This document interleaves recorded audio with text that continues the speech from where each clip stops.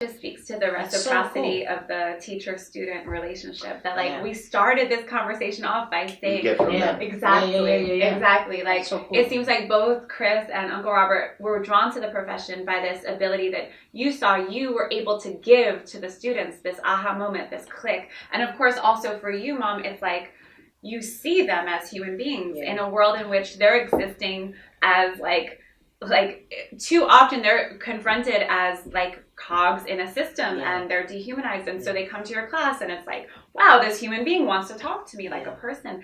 And you've talked in the beginning of this conversation about what you're able to give them, but there's also this piece about what a teacher receives from the students in this relationship.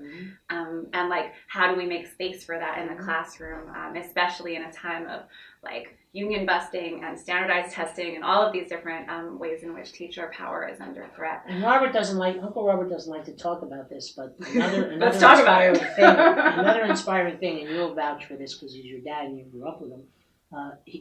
Uncle Robert is very modest, and he doesn't like to talk about the impression and the contribution that he leaves all of these young minds. And that's one of the things I admire about you. That you Obviously, both of you started off saying you entered the profession because of the model. No, I know, but Uncle Robert will constantly downplay his role in making people feel better for having met him in terms of what he's able to teach them. And I only learn about this either A, because the kids come over, or B, he's dead drunk and might share a story or two. Nice, Mom. Well, let's face it, in the summertime we can get relaxed and then he might open up a little bit.